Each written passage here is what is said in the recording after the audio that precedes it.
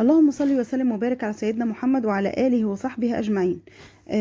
صباح الفل عليكم أو مساء الفل عليكم زي ما بتتابعوا الفيديو. النهاردة معايا أكلة هي ليبية، هي يعني مغرب عربي بس هي ليبية أكتر. الأكلة دي أنا أساسا اتعلمتها من زمان جدا، من أي أو كنت عارفة إن مامتي بتعملها لنا دايما وكانت تحفة. بس أنا عاملاها مقللة فيها الصوص شوية. انتوا عارفين احنا مصريين بقى مش ليبيين يعني، بس بصراحة الأكلة دي يعني أولا كلها أكلة في حلة واحدة. ثانيا الطعم رهيب رهيب رهيب. كمان الفيديو ده كان عندي قبل ما اجيب حلة الضغط. دلوقتي حلة الضغط بعملها فيها كلها، ما بتاخدش مني تلت ساعة بالظبط عشان اللحمة، وبتبقى مستوية وخلصانة وطعمها حاجة واو بجد. جربوها وهتلاقوها تحفة. بصوا هنا انا استخدمت يعني مادة دهنية مثلا زي سمنة بقري او اي نوع اللي انت بتحبيه. يعني ممكن تحطي زيت لان انا حاطه زي ما انتم شايفين كده ليا، بس طبعا هي بتحتاج دسامة بصراحة، او هي بتعتمد على الدسامة، او هي اصلها كده، بس مش كل الناس بتحبها كده. يعني هي عايزة لحمة ضاني مش عايزة لحمة عادية، بس هي بتتعمل عادي باللحمة العادية، بس انا بتكلم عن اصل الاكلة. وقطعت بصلاية كبيرة وحطيت عليها ملح وفلفل. انا طول عمري ما بحطش بهارات كتير، بس طبعا انتوا عارفين الاكل المغربي او الاكلات اللي في اكلات المغرب العربي فيها فيها بهارات كتير بقى، والكسكسي بتاعهم خطير يا جماعه. لازم ماما وهي بتعمله مره، عشان ما اكذبش عليكم وانا مش بعرف اعمله. بجد عايزه اتعلم اعمله وهي بتعمله بالغربال او بايديها. انا ما بعرفش اعمله. ممكن عايزه اتعلمه في الكب برضه عشان مش معتمده على مامتي بصراحه. في الكسكسي بالاخص لان انا جوزي مش بيحبه قوي. ف فبقيت ايه يعني ما اعملوش الا لما يعني لما ماما هي اللي تعملهولي بقى وتاكلهولي يعني. تمام. بصوا هما بيحبوا يقطعوا اللحمة قطع كبيرة. بس دي كانت يعني أول مرة أعمله. بعد كده لا، ما قطعتهاش قطع كبيرة، بس هي جمالها يا جماعة على فكرة في القطع الكبيرة. بس أنا جوزي بيحبها بقطع صغيرة، فبعد كده عملتها بقطع صغيرة. لكن هما بيعملوها كده. يعني هو أكلاتهم عموما بتبقى القطع اللحوم اللي فيها قطع كبيرة، وبيبقى لحم الأغنام أكتر حاجة. انا عشت فتره في ليبيا، بس بابايا طبعا عاش اكتر يعني هو ومامتي. انا جيت مصر تقريبا وانا عندي 6 سنين، عشان بابايا رفض يدخلني مدرسه هناك يعني، وحب يدخلني مدرسه هنا على طول. ف ما اتاخرتش قوي يعني. بس زي ما انتم شايفين كده بديها تقليه، يعني بديها تشويحه سوري مع مع البصل والملح والفلفل. ومفروض ان انا احط شويه سكر، بس انا اخرتهم للصلصه لان كده كده هحط على الصلصه بتاعتي سكر. تمام. هخليهم بقى كلهم ياخدوا لون كده على الهادي طبعا، لان انا كان المفروض اسيح اللي هي دي الاول قبل ما اعمل. بس انا فاكره قوي ان انا في اليوم ده كنت مستعجله جدا، وطبعا اللحمه القطع الكبيره دي بتاخد وقت كبير في التسويه. ف يعني ايه، انا بعد كده بقى بقيت اقطعها قطع صغيره. هي طبعا انسب للاكل خصوصا لو في اطفال او حاجه، بس انا برضو بتكلم عن اصل الاكله او انا ازاي آه، يعني اسمه ايه ده، او ازاي انا شفتها قبل كده او كلتها منهم قبل كده. بس على فكره هقطعها تاني قطع اصغر، لان برضو بصوا مش عارفه يعني.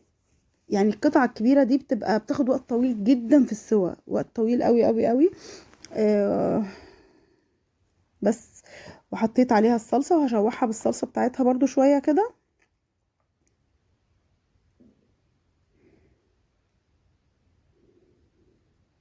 ممكن ما اكونش بعملها طبعا بالطريقة بتاعتهم مظبوطة، بس انا على حسب ما دقتها او حسب ما شفت والدتي بتعملها كانت بتعملها كده. بس بصراحة يا جماعة الاكل آه اكلات المغرب العربي او الاكلات يعني مش عايزه اقول يعني الاكلات المغرب العربي خطيره خطيره خطيره. الكسكسي واليخني اللي بيتسوى عليه او بتسوى على شوربته، الكسكسي بيخلي الكسكسي في حته تانية تماما. طبعا دلوقتي حطيت صلصه عاديه يعني طماطم مضروبه. آم، الفترة دي بقيت بعتمد على الطماطم المضروبة غير زمان. انا زمان كنت بعتمد كتير قوي على الصلصة وخلاص، بس بصراحة والله بتفرق في الطعم. يعني انا اتربيت على الطماطم، ما اتربيتش على الصلصة خالص. وبعدين بقى لما جيت في الجواز وكده قالوا لي لا خلصي نفسك وكده واعملي صلصة، ولقيت جوزي بيقول لي انا ما بحبش المكرونة غير بالصلصة وكده، فخلاص بترتاحي يعني. تمام. لكن يعني لقيت لا، ان انا برضو لا بلاقي مكرونة ماما احلى واطعم. ولما بدأت اعملها لهم بالصلصة بقوا يحبوها، وبقى جوزي خلاص تمام يعني. كانت اتخانق معايا قال لا مش باكلها بالصلصة. بصوا يا جماعة، الانسان يعني مش لازم تقولي مثلا لجوزك بس انا عملتها غير ما انت عايزها، لا، هو متعود على حاجة وهيفضل متعود عليها وكده لغاية ما يلاقي طعم الحاجة اللي غيرها دي حلو. زي ما انتي برضو متعودة على اكل اهلك ومش حابة تغيريه، بس لما بتستطعمي حاجة خلاص بتقولي لا حلوة. كذلك هو برضو. فانا ما قلتلوش في مرة اتنين، خلاص هو بقى بيعجب بيها. بالعكس لما عملتها له بالسلطة في مرة ما اعجبش بيها يعني. بس حطيت قرنين الشطة دول. طبعا هم اكلهم حامي جدا، سبايسي، المبكبكة بتبقى سبايسي جدا. آه تمام. فعملتها حامية وحطيت سكر المفروض بس هو ما بانش. وبعدين حطيت مية مغلية للحمة عشان تستوي. هسيبها بقى تاخد وتدي يعني، وبعد كده هقطعها. تمام. لانها كانت مجمدة معايا تقريبا يعني، كنت حاطه جايباها من الفريزر فعشان كده ما قطعتهاش. انا بحاول افتكر معاكم واحنا قاعدين مع بعض دلوقتي. حطي اللايك. مين اللي من لسه ما حطش اللايك؟ حط اللايك. اللايك بيدعمني وبيرفع الفيديو وبيخليني يعني عندي شجاعة او لا حماسة ان انا اعمل فيديوهات تانية. لان بجد الفيديوهات بتبقى فيها صعوبة جامدة جدا ان انتي تعملي فيديو، او خصوصا بقى لو في مذاكرة وحاجات كده. بصوا زي ما قلت لكم كده، هي اكلة بسيطة جدا. ما بتاخدش خلاص يعني. المفروض ان انا احط المكرونة تتسلق جواها. آه وبعد كده يعني خلاص استوت الاكل. بصوا يعني هي ليها مليون طريقة. يعني المبتدئين ممكن يعملوها عادي جدا، يسلقوا المكرونة على جنب وكده، بس هي طبعا انها تتعمل في حلة واحدة هو ده طبعا اصح حاجة يعني.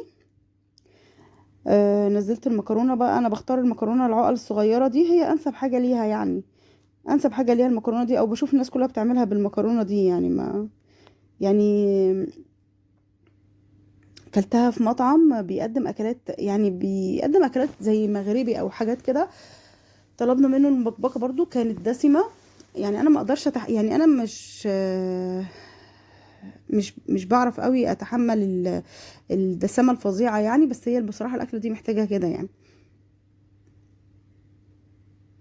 انا في الاغلب مش عارفه بقول لكم ان انا يعني في لحمه تانية سلقتها على جنب علشان خاطر هعمل بيها حاجه تانية يعني للولاد، لان هم مش حابين قوي الاكله دي يعني.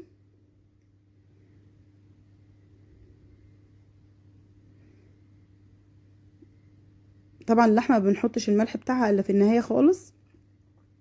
يقال انها مش ما تستويش، بس والله هي بتستوي. هنا بقى كانت اول مره جوزي يدوقها من ايدي فما حبهاش انها تكون فيها دمعه كتير. تمام. لكن بعد كده بقيت اعملها زي ما انتم شايفينها كده، الصوص بتاعها كده غرقانه في الصوص بتاعها، وكانت احلى بكتير بكتير. وانصحك انك تعمليها كده. هنا كانت جوسي، بس كانت طريه وجوسي قوي والفاهمين، بس ما كانتش فيها الصوص بتاعها كتير يعني. بس اتمنى الفيديو بتاعي يكون عجبكم، واتمنى تدعموني باللايك والشير والسبسكرايب علشان بجد افرح واحب ان انا اعمل فيديوهات اكتر. واي حاجة انا بفرح بالتعليقات بتاعتكم. قولوا لي اي تعليق يعجبكم.